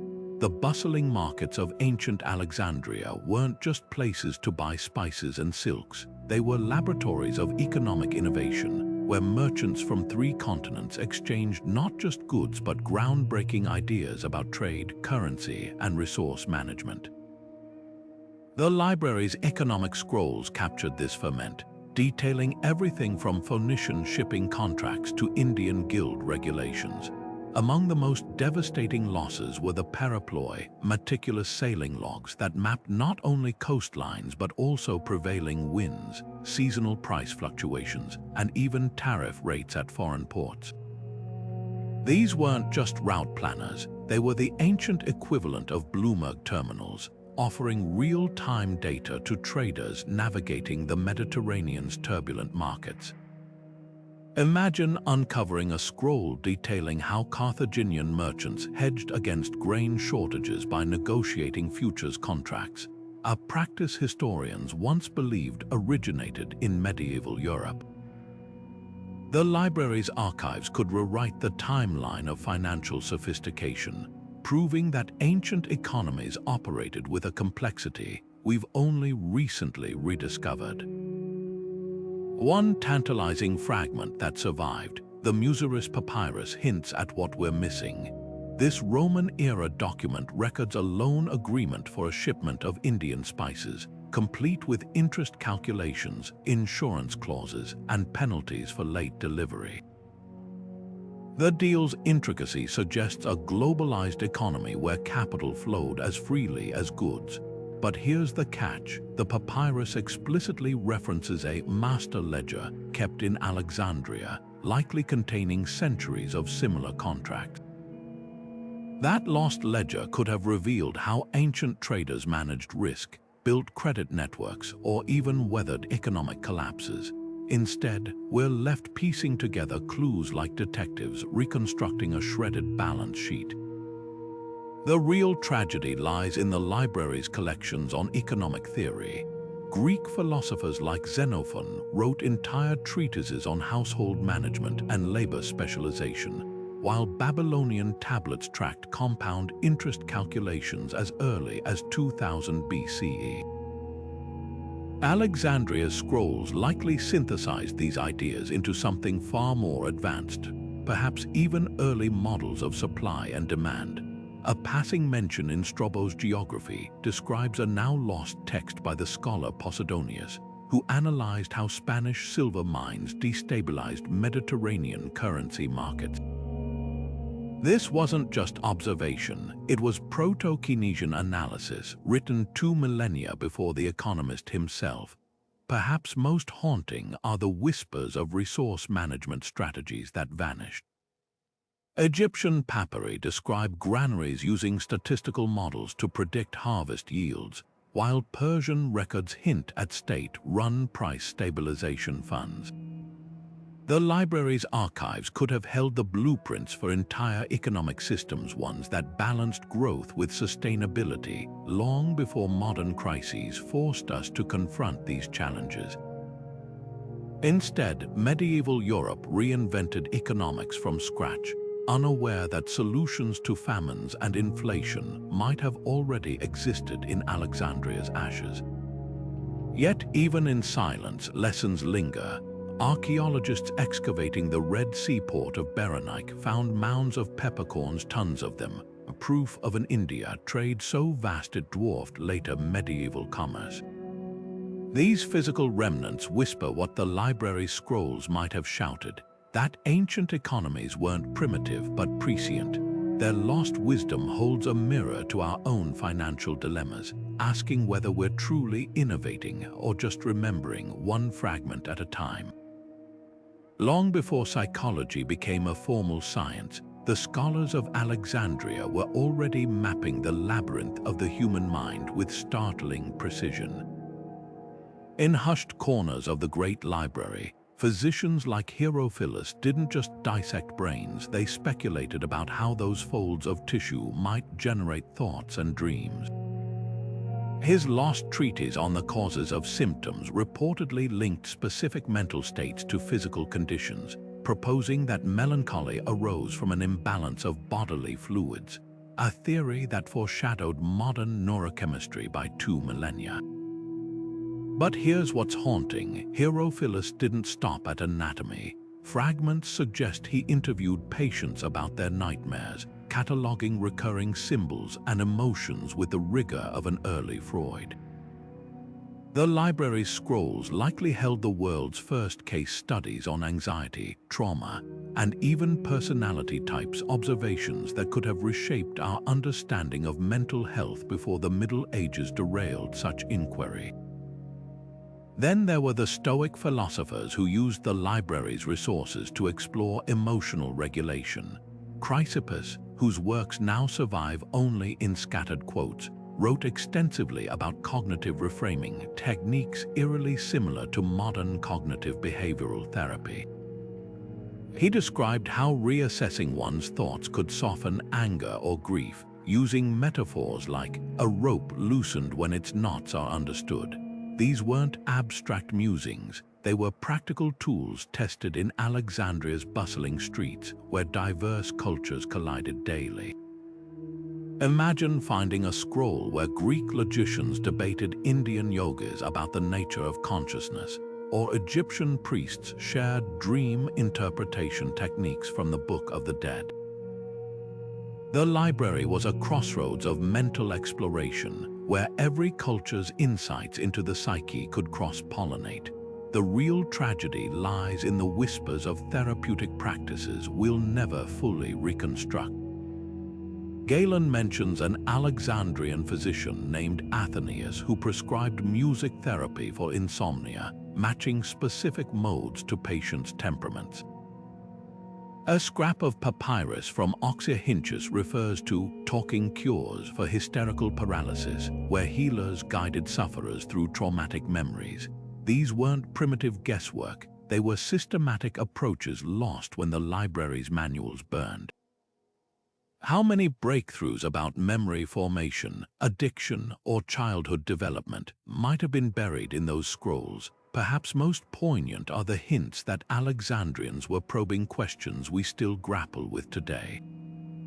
A surviving commentary on Aristotle's On the Soul describes experiments where prisoners in darkened rooms reported hallucinations, early studies on sensory deprivation's psychological effects. Other fragments suggest scholars debated nature versus nurture using case studies of identical twins raised apart. These weren't just philosophical thought experiments, they were methodologies waiting to be refined into modern psychology. The library's ashes hold a devastating what-if. How much suffering might have been alleviated if these threads of understanding had remained unbroken? Yet even in fragments, Alexandria's psychological legacy lingers. The word therapy itself comes from the Greek therapeia, meaning to attend or heal, a concept nurtured in those scroll-filled halls. Every time modern science rediscovers the mind-body connection or the healing power of narrative, we're not inventing something new. We're remembering piece by piece what Alexandria once knew in full. Buried in Alexandria's ashes were scrolls that could have rewritten humanity's relationship with the land itself, manuals on terraced farming from the Andes, Persian Kanat irrigation schematics, even early crop rotation charts that wouldn't resurface in Europe until the 18th century. The Roman agronomist Columella once referenced a now lost Alexandrian text describing how alternating wheat with legumes could restore nitrogen to soil, a practice medieval farmers would spend centuries relearning through trial and starvation. But the library's agricultural holdings went far beyond basic husbandry. Egyptian papyri detailed how to calculate optimal planting dates by tracking Sirius's heliacal rise, while Mesopotamian tablets outlined seed-saving techniques that could sustain yields through droughts. These weren't just instructions, they were lifelines forged over millennia, erased in the space of a few burning nights. Consider the haunting case of the Nabatean scrolls. Ancient travelers described finding these desert farmers' manuals in Alexandria, filled with techniques for growing olives in arid lands using ceramic pot irrigation, a method where buried clay vessels slowly released water to roots. Modern archaeologists only rediscovered this system in the 1970s when studying ruins in Jordan's Negev desert. For 1,500 years, civilizations struggling with desertification had no idea the solution once sat on the library's shelves. The cost of that loss isn't measured in scrolls, but in the countless famines that could have been mitigated if this knowledge had endured. Even more devastating were the library's global syntheses. Indian Vedic texts on monsoon-dependent planting schedules likely mingled with Carthaginian manuals on terrace farming, creating a cross-cultural playbook for feeding unstable climates. A surviving fragment from the Geoponica, a Byzantine farming guide, Hints at what disappeared references to an Alexandrian text explaining how to graft fruit trees for disease resistance, a technique Chinese farmers had perfected but Mediterranean growers wouldn't adopt until the Renaissance. The library wasn't just preserving local wisdom, it was engineering a global agricultural revolution that never got to bloom. The cruelest irony, some of these techniques almost survived. Roman estate owners prized Alexandrian farming manuals like Mago's 28-volume De Agricultura, which covered everything from beekeeping to curing sick livestock. Though the originals burned, fragments were translated into Arabic and later Latin, carrying whispers of knowledge through the Dark Ages. One such passage describes how to prevent wheat rust by soaking seeds in brine, a practice modern science confirmed in 2017 kills fungal spores. How many other rediscoveries could have been avoided if the full text had endured? Yet in the silence, stubborn echoes persist. When archaeologists unearthed a 1st-century Egyptian farmstead near Fayum, they found vineyard rows spaced exactly as Pliny described in his notes on Alexandrian viticulture. The farmers had followed the library's advice long after the library itself was gone. It's a reminder that knowledge, even when fragmented, never fully disappears. The earth remembers what we forget. Alexandria's military archives weren't just records of battles, they were masterclasses in strategy, dissecting every facet of warfare from the psychology of command to the physics of siege engines. Imagine unrolling a scroll to find Hannibal's personal notes on crossing the Alps, complete with sketches of elephant harnesses adapted for icy slopes, or the battle plans of Thutmose Roman III, whose surprise attack at Megiddo became history's first documented military ambush. These weren't dry chronicles, they were living textbooks analyzing victories and failures with a precision that would make modern generals envious. The library's shelves likely held treatises like Stratagems by Polyaenus, a 6-volume study of battlefield deception, yet only a fraction survives. What genius was lost when the rest burned? Tactics like the feigned retreat Scythian horsemen used to lure enemies into traps, or the naval formations that let Athens dominate the Aegean, might have been preserved in meticulous detail. The real tragedy lies in the lost voices of soldiers themselves. Among the library's most irreplaceable treasures were first-hand accounts letters from Macedonian phalanx fighters describing the crush of shields at Gaugamela, or Persian scouts' reports on the terrain of Thermopylae. These narratives didn't just recount events, they captured the visceral reality of ancient combat, the smell of sweat and bronze, the deafening clash of armies, the split-second decisions that turned the tide. A single surviving fragment from Egypt's Elephantine garrison offers a glimpse, a Greek mercenary's letter complaining about his Egyptian unit's reluctance to charge.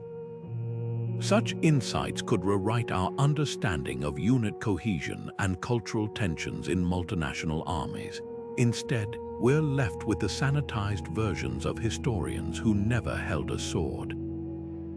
Beyond tactics, the library housed revolutionary engineering schematics.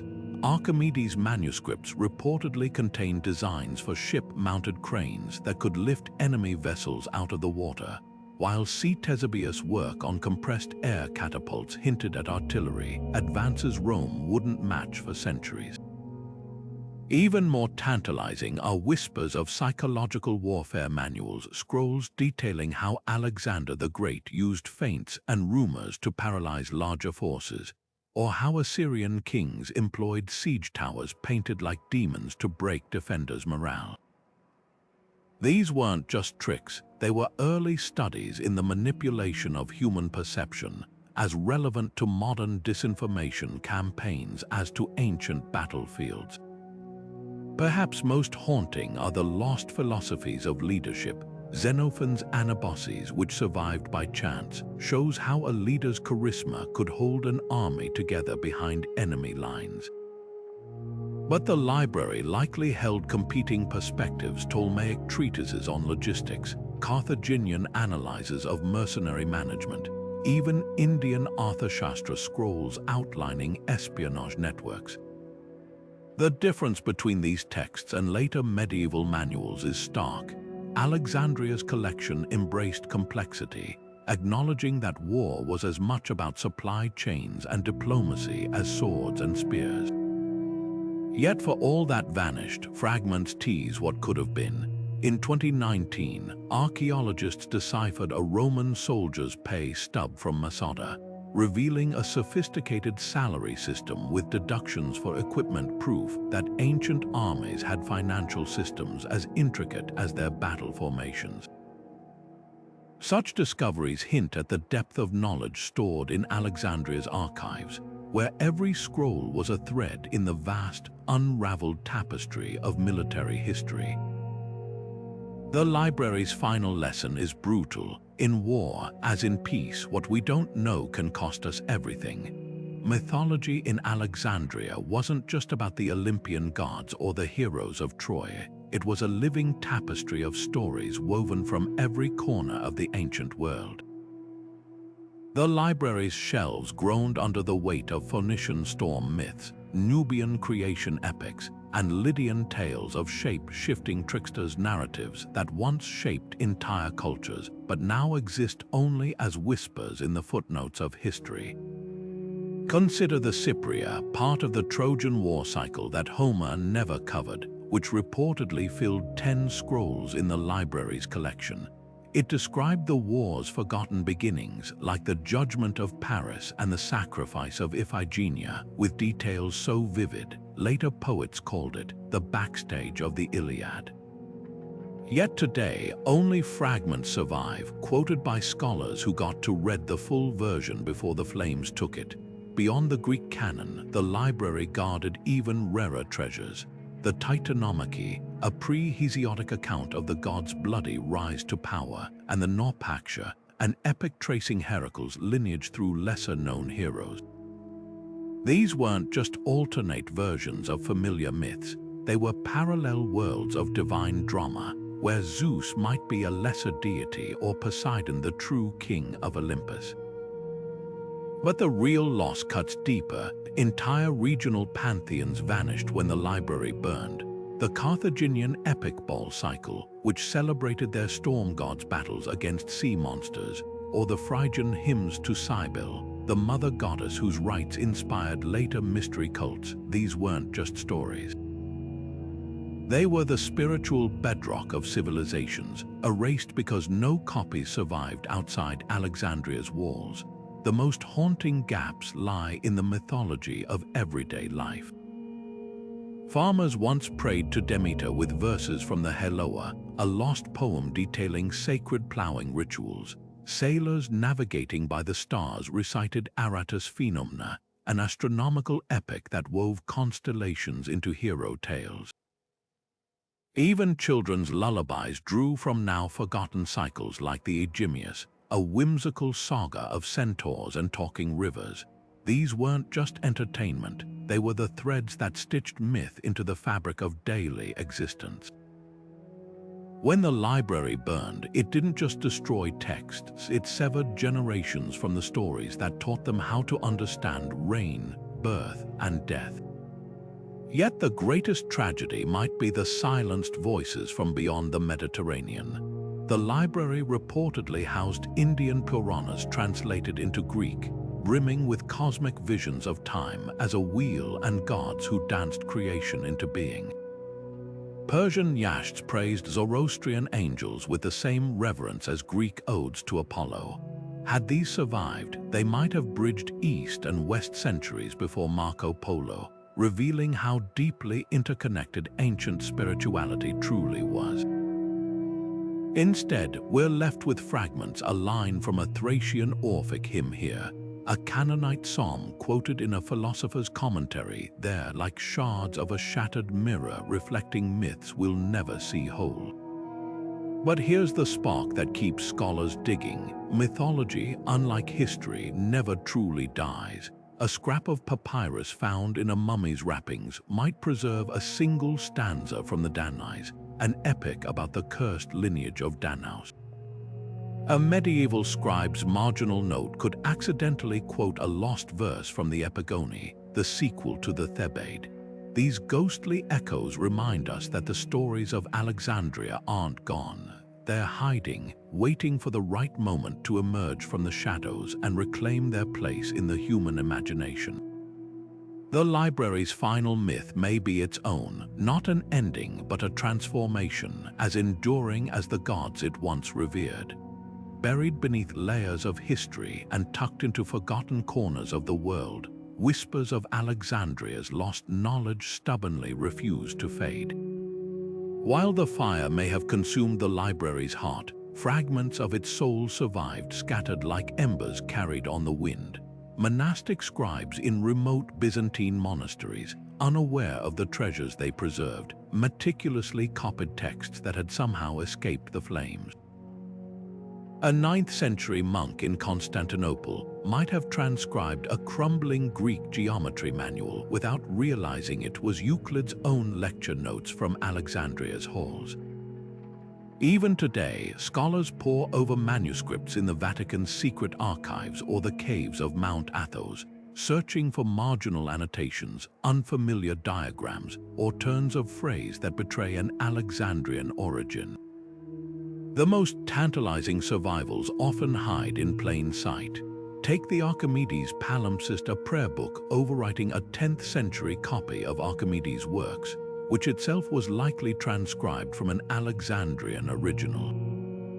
Beneath the medieval hymns, advanced mathematical proofs lay dormant for centuries, invisible until modern imaging technology revealed them like ghosts emerging from the parchment.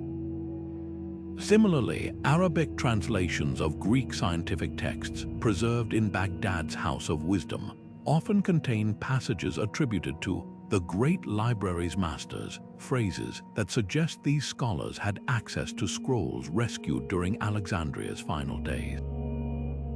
A single line in a Persian astronomer's notebook might preserve Eratosthenes' lost calculations, or a Byzantine herbal could unknowingly replicate illustrations from Hypatia's botanical studies. Private collections have yielded unexpected clues too. In 1889, a French archaeologist stumbled upon a trove of papyri in an Egyptian noble's tomb, including a fragment of Aristotle's Constitution of the Athenians, a text thought lost forever. The style of handwriting and references to Alexandria's cataloging system strongly suggested it was a library copy. Even more intriguing are the charred scrolls from Herculaneum's Villa of the Papyri, carbonized by Vesuvius eruption but now being unrolled digitally. While not from Alexandria itself, these texts demonstrate how Greco-Roman elites privately preserved scholarly works the public libraries lost. Could similar villas near Alexandria hold intact scrolls, buried under centuries of silt from the Nile's shifting delta? Perhaps the most electrifying possibility lies in undiscovered caches. In 2010, researchers using ground-penetrating radar identified anomalies beneath Alexandria's modern streets, possible underground chambers, matching ancient descriptions of the library's storage annexes. Meanwhile, Coptic Christian traditions speak of priests smuggling cartloads of scrolls to desert monasteries during the city's riots. One persistent legend claims a secret chamber beneath Alexandria's Serapeum still holds sealed clay jars filled with the library's most precious works, waiting for the day the sands shift enough to reveal their entrance. The hunt for these fragments isn't just about recovering words, it's about reconstructing a conversation that was brutally interrupted. Every rediscovered line is a thread pulled from time's tapestry, offering glimpses of how Alexandrian scholars thought, debated, and connected ideas across disciplines. A scrap of papyrus might show Euclid's marginal notes questioning an axiom, or a medical scroll could reveal how Herophilus' dissections influenced his prescriptions. These aren't static artifacts, they're windows into a living, breathing world of inquiry. What keeps historians up at night is the realization that some fragments may already be in our hands, mislabeled, miscatalogued, or simply misunderstood. A 12th century Persian manuscript gathering dust in a Kolkata archive might contain verbatim quotes from Democritus' lost works, unrecognized because no one has yet compared its phrasing to surviving Greek fragments. A palimpsest in an Armenian monastery could overwrite a copy of Manetho's Egyptian history, its true nature hidden beneath layers of pious text. The greatest discovery might not require new excavations but fresh eyes on old shelves. In the end, Alexandria's legacy isn't measured by what was lost but by what refuses to stay lost. Like a puzzle with most pieces missing, each recovered fragment shifts our understanding of the whole image. The library's fire didn't just destroy knowledge, it created history's greatest detective story, one where every rediscovered line is a clue, and every scholar is a sleuth chasing shadows across 23 centuries. The question isn't whether more will emerge, it's whether we'll recognize them when they do. Today, the spirit of the Great Library is experiencing a rebirth, not in marble halls, but in the glow of computer screens and the hum of server farms.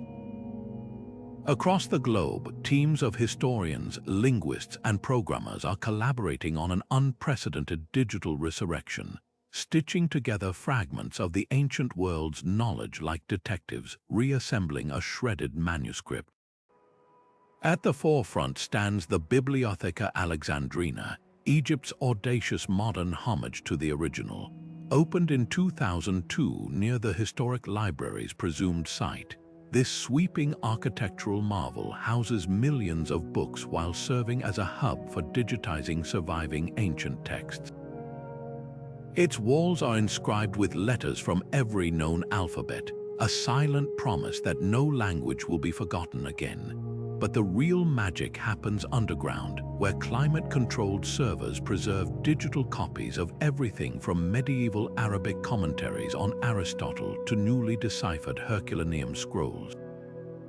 The ambition doesn't stop at preservation. Advanced AI tools are now tackling gaps that once seemed insurmountable.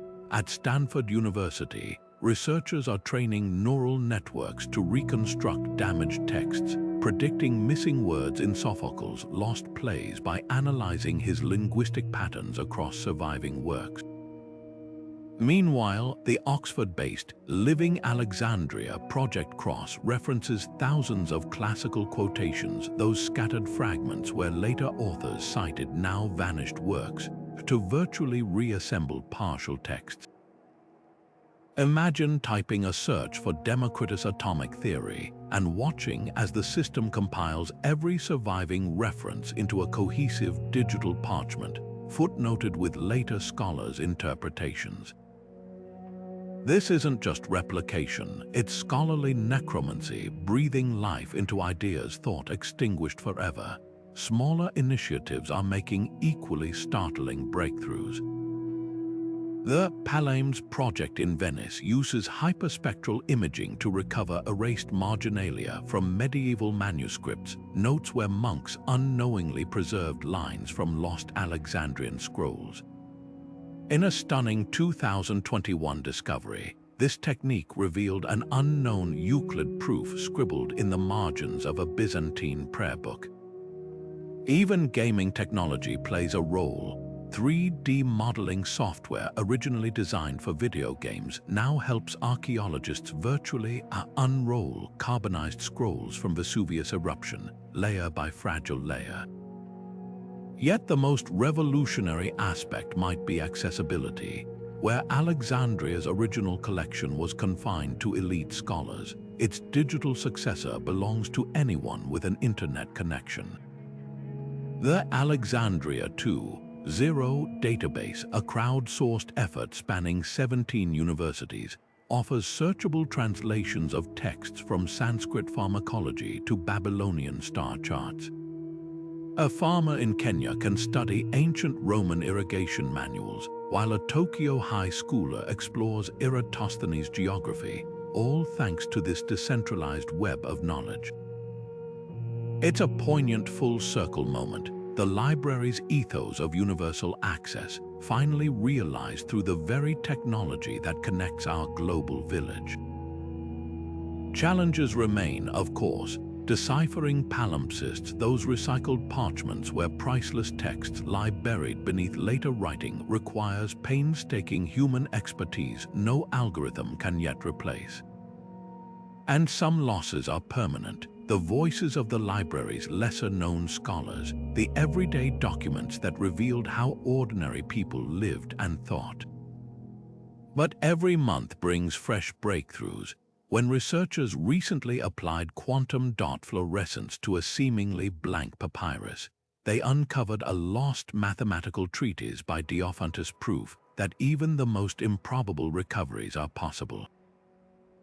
Perhaps the ultimate lesson lies not in what we've rebuilt, but in how we're rebuilding it. Unlike the hierarchical structure of ancient Alexandria, modern reconstruction efforts thrive on collaboration.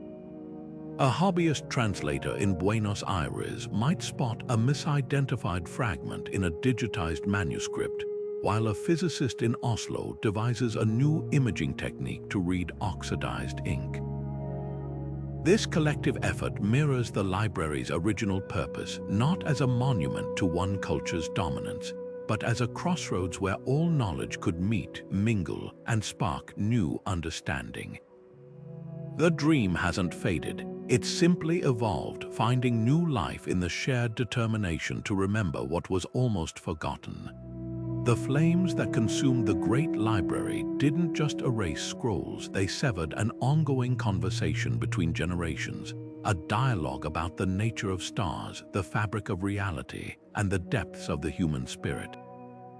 What makes Alexandria's loss so profound isn't simply the volume of knowledge destroyed, but the countless paths of inquiry that were closed off. Every burned manuscript represented a branching future where diseases might have been cured centuries earlier, where space travel could have been more than a dream, where societies might have organized themselves with greater wisdom. The library's ruins teach us a brutal lesson. Civilization isn't a straight line of progress, but a fragile thread that can snap without warning, leaving those who come after to grope in the dark for what was once known. Yet even in its absence, Alexandria's legacy pulses through time. Modern universities, digital archives, and open access movements all carry echoes of its original vision. That knowledge should be collected, shared, and built upon without barriers. When researchers today piece together fragments of Archimedes' work from palimpsests or reconstruct Eratosthenes' calculations from marginal notes in medieval texts, they're not just recovering facts. They're reigniting a flame first kindled in those sunlit halls 2,000 years ago. The library's true gift wasn't the answers it held, but the questions it inspired, the unshakable belief that humanity could understand its world and shape its destiny through reason and collaboration. There's a haunting beauty in how Alexandria's story refuses to end. Every time a new technology like multispectral imaging reveals invisible ink on recycled parchment, or a diver discovers an artifact in the Mediterranean that hints at lost navigation techniques, we're given another piece of the puzzle. These aren't just academic breakthroughs, they're invitations to reimagine history as a living thing, full of surprises and second chances. The library's greatest secret might be this: no idea is ever truly lost if someone remains curious enough to seek it. So let me ask you, if you could walk those vanished halls and rescue just one text, what would it be? The complete plays of Sophocles, Hypatia's star catalogue. A medical scroll that could rewrite modern science? Drop your choices in the comments below. I'll be reading every one. And if you've enjoyed this journey through history's greatest mystery, don't forget to subscribe. Together, we'll keep uncovering the whispers of the past, one discovery at a time, because the story of Alexandria isn't over. It's waiting for the next chapter to be written, by you, by me, by anyone who still believes that knowledge is worth chasing, no matter how deep the shadows.